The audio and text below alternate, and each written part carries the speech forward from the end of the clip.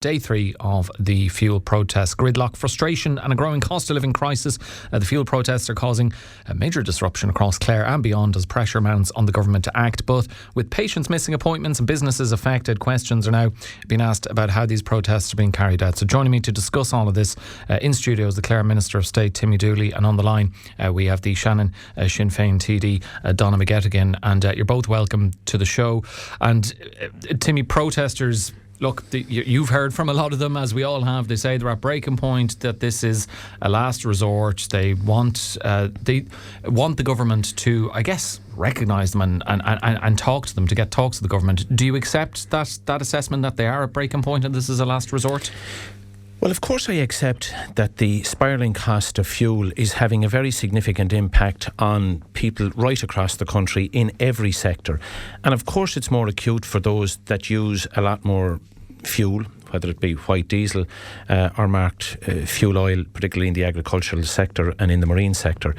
Everybody gets that and fully understands it. And the representative bodies on behalf of the larger organisations, the Road Haulage Association, the IFA, the ICMSA, grain growers, all of those organisations are in very regular contact with the government. They have put forward proposals which are being reviewed by the government, and I accept that there's frustration about moving more quickly. The difficulty that the government has had, and we made an intervention a number of days ago at a cost of about $250 million, 250 million a month. We have to be prudent in anything that we bring forward, that we're able to continue to do it, because there's no certainty about when the war will end. There's some welcome developments in the last day or so. Overnight, the Strait of Hormuz is still blocked. Fuel's not getting through. And there seems to be disagreement between the respective parties on that, on the 10 points. They all seem to have different 10 points, which is, personally, I have scepticism about whether that will really stand up, never mind what Israel is continuing to do in Lebanon. Even, Timmy, people can appreciate that the government can't just give away the whole kit and caboodle at the start of this crisis and then be left with no money if in 6 months' time we're still dealing with rising fuel costs. We'll say, and we've heard from plenty of people in the agricultural sector, and we will later on in the show, that 3 cent off green diesel when it was rising by so much. Surely the government could have, even with further interventions possible, including at the end of May, they could have gone a bit further than that. But for every intervention that you make, there's a cost. And as I said, the intervention that has already been made is to the value of $250 million a month. I've heard others suggesting that you should cap the price, and that sounds grand at the end of the table with a conversation. But if you were to cap the price, then it means taxes have to be collected elsewhere or moved from other projects to fund that. But we don't control the supply of oil. So we get that, but there'll be people out there who'll say, well, how much of that 250 million is being provided by what the government has taken in the excise and tax on the extra cost of petrol and diesel now? But during the budgetary cycle, any taxes that were levied were already earmarked to be spent elsewhere. So if you start reducing that, it means you have to take it from somewhere else. And yes, thankfully we're in a position that there are some reserves, but taking it at $250 million a month right now, if it's to go on for 7 or 8 months, that's a very significant amount of money from the reserves. If you're to up it, as some would suggest, creating a cap of 170 for diesel, and about 90 cent for green diesel, you're starting then to move into $1 billion a month, and that's not sustainable. And what you don't want to do is create something which will have a destabilising impact on our economic strength, increasing our borrowing, and putting the country in a more perilous situation. You feel it'd be reckless to be just giving away lots of money at the start of this, because we don't know how long it's going to go. Let's bring Donna McGettigan in. Donna, I do want to get back to the protests, and I guess whether you're Timmy. Timmy obviously feels that it's not the right way to go about things. Perhaps you have a different view on that. But just, can you address the point Timmy's making there and how the government has responded to this crisis? The Taoiseach has pointed out they're spending nearly $4 million a day in alleviation measures. We're talking about 250 million in terms of the excise cuts. The government likely will have to bring in further supports at the end of May when the current supports are up. So they're taking a sensible approach, and the Taoiseach said there's no value in being politically popular over economically sensible. Surely the latter is the best way to go.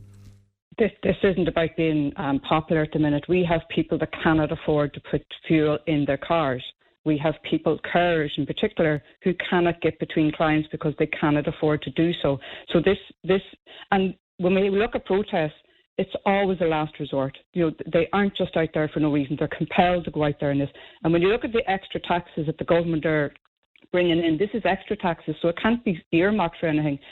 The reduction that they've brought in already has already been swallowed up. We know that. And in the 1st of May, carbon tax is going to be brought up again. So the reason that people are out there protesting and the reason they have so much support is simply because this is the last resort. This is what people want. Now, they have let the government know I think it's 4 people they have said that have been appointed to do this. And if the government just meet with these people, I'm sure straight away this will be called off, paused or whatever. But I really do think... But Donna, who do they meet with? They're meeting with the Irish Road Haulage Association, the IFA. They meet with the representative organisations. I mean, there's hundreds, maybe thousands of protesters all around the country. So some of the people who are seen as some of the organisers are... they're not exactly putting their hands up and saying, I'm the leader of this. So who do the government meet? Do they invite 300 odd people into government buildings to trash it out with them? They have appointed 4 spokespeople, from what I can gather. So if they arrange to meet with those, that's the way it is. But should this not be done through the legitimate organisations like the IRHA and the IFA? Those organisations don't represent everyone on that. There's small hauliers that aren't being represented. There's small businesses out there that aren't being represented. There's small farmers out there that aren't being represented, and so they need to have a voice. We want to see the protest end. I'm not asking for this to be... I would like to see it end, and I think the government should meet with them. They should meet with those 4 that have been appointed, and no doubt as soon as that happens, the call will go out. Okay, let me bring Timmy back in, because Timmy, I'm sure you won't mind me saying your face scrunched up a little bit when you heard about that.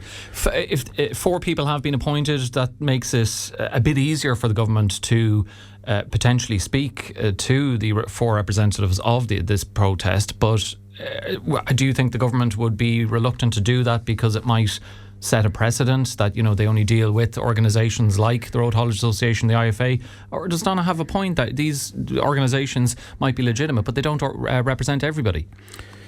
But 4 were appointed by who and when and where? 4 individuals have come forward and said we want to meet with the government. They have very disparate views. I heard one of them interviewed on another radio programme this morning, and when they were questioned about what was happening at the port of Cork in relation to the distribution, they said, oh no, I don't represent, I've nothing to do with that, I'm just on O'Connell Street. And I've heard that from a number of the others. They're self-appointed, and that's okay, I have no issue with that. But if the government is to meet the 4 of them today, and they say, yeah, we're grand, there'll be another 4 tomorrow. We work through the Road Haulage Association, whom I know very well and have had regular contact. Don't always agree with them, but at least they have a constitution, they're structured, and they work together. And they represent people with 1 truck, and they represent people with a couple of 100 trucks. The IFA represent people with no land, but are leasing land. They represent people with 40 acres. I get that, but can you, just before I bring Donna back in, can you understand the point of view, though, that the will, as Donna says, these groups don't recognise, represent everybody. I've heard protesters, when that point is put to them, saying, well, look, these meetings with the IRHA and the IFA, we're not satisfied with what they got. 3 cent off green diesel when it's rising by so much. This is why I'm protesting. But the point then is being made by Donna and others that if they were afforded a meeting, they'd call it off straight away. And of course that's not the case. They have their own agenda. At least a halt to proceedings. I have heard a number of these people in the Blockades who have different views altogether. As far as they're concerned, it's not about the price of diesel at all for some. It's about a complete reshift in terms of they want the government out. They want to bring down the government today or tomorrow. They want a completely different regime. There's some very honourable and decent people in this protest who want to see further government assistance. And I would suggest to them, as I have those that I have spoken to work through the established organisations who we're meeting on a continuous basis, and we are working towards finding an appropriate resolution in line with an expectation and a hope that as hostilities reduce a little bit, that the price of oil at the pump and I'll come back to you on that point, because I know on Friday you have a meeting with representative bodies as well.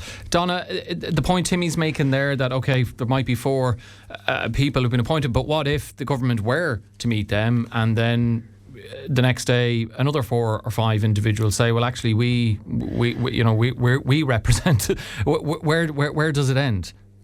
Well, at least give it a chance. At least try it out and see. Meet with the 4 appointed, or even ring with the 4 appointed. And also, would that bloody the nose of the official representative bodies like the Road Haulage Association, the IFA, who might say, well, why are we here if you're meeting with these protesters? Well, because this is about everybody. As I've said, these don't represent everybody in it. And as Timmy said, there are very honourable people on this protest that if this conversation was to happen with those representatives, they very well may pull back on this, and then those that are left behind mightn't get the support that those that are out there now get. So it has to be given a chance. What's going to happen? What would be wrong with actually just trying it? Ring the 4, meet with the 4 and see what happens. Timmy, we've heard from a colleague of yours, the Six Mile Bridge councillor Alan O'Callaghan, who was heard in our news bulletins and on the show yesterday, saying that the government needs to look after our own people here at home for a change. And indeed, some texts coming in, it seems like listeners agree with that. One here, for example, has come in saying, would the government just look after the Irish for once in their lives and stop putting us second best always? I did hear another protester is speaking about it, saying, well, when lots of money was needed to help people coming in from Ukraine and so on, it was, why can't they dip into that to help Irish people when they're put to the pin of their collar? Is there a disconnect within your party on this particular issue? No, I don't think so. I think most of the Irish people, and I can't tell you all, but the vast majority of the Irish people supported the approach of the Irish government and the Irish people in their response to the humanitarian crisis that existed in Ukraine, in Gaza and elsewhere. Whatever difficulties we have, and we have difficulties at the minute, and the war in Iran is causing very significant and will cause further significant impacts on our economy. It pales in significance when you consider what people have lost. Their lives have been lost, their homes have been destroyed in other areas. So I don't at all support the notion of comparing, because you're not comparing like with like. We don't live in isolation in Ireland. I hear a lot of this rhetoric, not from this group, but there are some groups they're not part of these protests, but they're attempting to jump on the bandwagon of this protest, suggesting that it's all about Ireland and we should just look after our own. We're an open economy. Particularly on the agricultural side, we export beef and milk all over the world. So we don't live in a cocoon where we just feed ourselves, our almost 5 million people. We believe in the multilateral systems. And I think there are people who get that, and they would appreciate and understand and empathise with people come from Ukraine and so on, and the assistance that they are afforded, but they just want to see a similar level of support for them. And I know you'll say about the measures, the fuel supports that were introduced the other week, but they will say that doesn't go far enough. The hand isn't dipping as far into the pocket as it did for them. No, but with respect, this is a $250 million a month. And it may continue for 12 months or longer. And yet diesel is I still see it at like 2.18 and petrol is nearly €2. People feel, I know you will say it's a wrong perception, they will feel like it has made little to no dent on it. The 15 and 20 cent, even though obviously they are reduced by 15, 20 cents. And that's the point, and that's why the government has to stand firm, because if the government were today to come forward with another additional $250 million and bring it to $500 million a month, there's nothing to stop the oil companies who supply oil to Ireland to say, OK, the government are responding, we'll just ratchet it up again. And that's what we have to work against. And I get the frustration. I know the frustration. I was brought up on a small farm. I know what the cost of a gallon of diesel is. I know the impact on filling a tank. I know what kerosene is used to heat homes and the cost that went from 400 to nearly 1,000. I know the impact of that.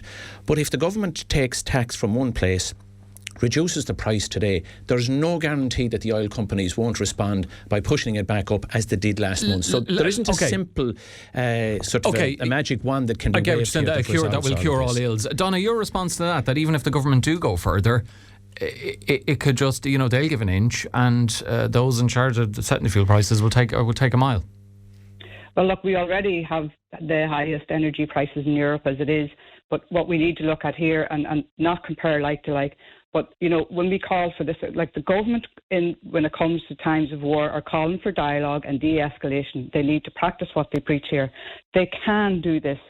This can be done. We brought forward a PMB. We also called for the Dáil to be reconvened to discuss this because we know that it's a big issue.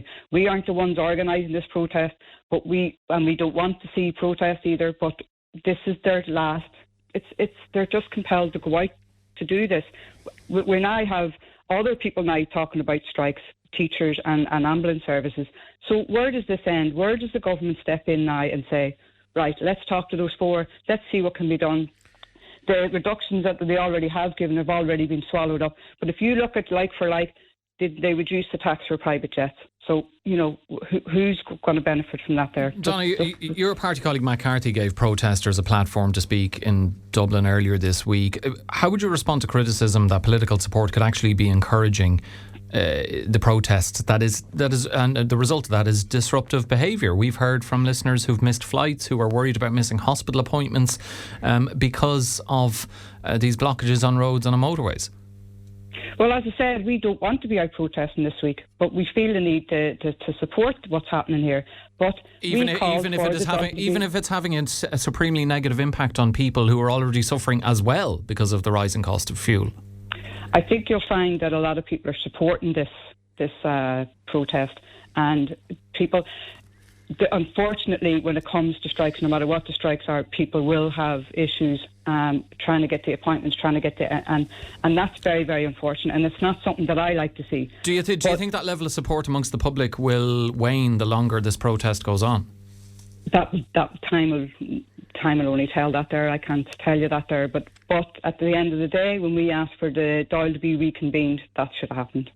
Timmy, we know this morning, obviously on foot of fuel depots and major routes being blocked, Defence Forces have been officially called in to deal with these protests nationwide. Jim O'Callaghan, the Justice Minister, is saying it's on foot of a request from the Gardaí to help remove large vehicles that are blocking critical infrastructure like oil and water facilities. He says owners of vehicles should remove them immediately this morning and shouldn't complain later if those vehicles are damaged during removal. Is this an appropriate response to what's going on, bringing in the Defence Forces? Well, I think we just need to differentiate. People are entitled to protest in a democracy, and nobody has an issue with that. But there's a difference when it comes to a blockade. A blockade is not a protest. We have to get access to critical infrastructure for fuel, for food.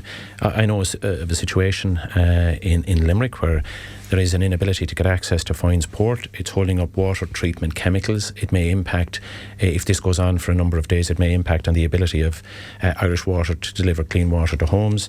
I've had farmers contact me over the last couple of days who are unable to get the milk off the farm, who have had to discharge with that. They're unable to get food in for animals.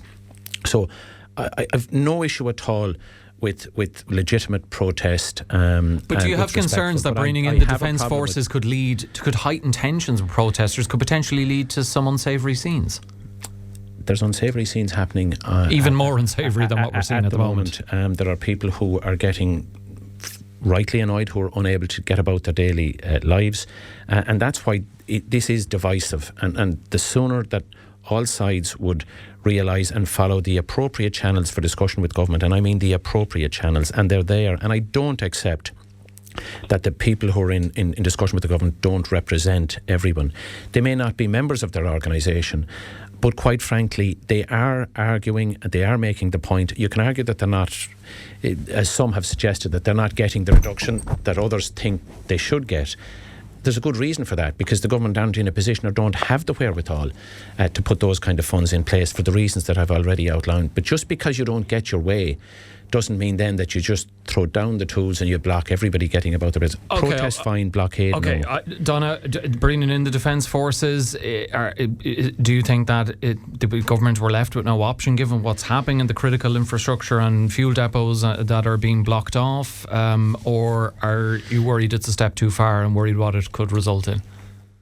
Well, I would worry that it could be a step too far and where this could escalate to. But I think that the government should talk to the organisers to see if this can be resolved that way. Having the army in maybe to help with those on the hard shoulders trying to get to where they need to go for appointments might be a good help rather than maybe escalating this protest. Timmy, we know the government met, or certainly the Taoiseach Taoiseach met with the Road Haulage Association. They're going to continue to engage with them on the cost of fuel. As we know, no new measures have been announced. Likely at the end of May, you and Minister Martin Hayden are meeting with national representative bodies of contractors and farming organisations on Friday. What do you expect to come of that meeting? Well, I think it's right for us to listen. There are proposals on the way, I understand, in relation to maybe taxation measures and certain other views that the organisations have about how we can get through this, how we can create some kind of assistance to get through the most difficult period for contractors and for farmers at the minute. They're heading into a very busy period. Shortly enough, fertiliser is going out. That's an intensive time. Silage will be cut shortly. That's very expensive and intensive, and a lot of fuels are used. But we've got to appeal to all sides here. There are farmers under enormous pressure at the minute who are unable to get milk off their farms. They're unable to get feed in to their cattle. And there are many other industries who are not getting critical raw materials. That is going to damage our economy indefinitely if we don't try to get people to fine protest but not blockade. Okay. Nobody has a problem with being delayed a period of time, and in fairness to the most of the protests, they are allowing ambulances and funerals through, and that's right and fitting, but they should also be allowing other people through. If there's a little bit of a delay, people will accept it, but what they won't accept is the continued blockade of the tunnel in Limerick, the ports, and the notion that somehow you're going to bring the country to a standstill because you can't get fuel or food through. Okay, that's not acceptable. I just want to give Donna the final word on this. Donna, I did put it to you earlier on. I know, to be fair to you, don't have a crystal ball in terms of the longer this goes on, whether public support would wane. I'm just wondering, particularly from those who, even at the outset of this, if they understand why the protesters are doing this, because we're all suffering in terms of the rising cost of fuel and so on, if the longer it goes on, they'll begin to view it more as, well, why are we being further punished by this protest when it's the government who you have this argument with, and that, you know, that sentiment could increase as the days roll on. And as you just said it there, it's because the government have us in this situation, and that's the thing that needs to be remembered. And as Timmy just said there, all sides need to be considered in this. So why not all sides, not just different organisations that don't represent everyone?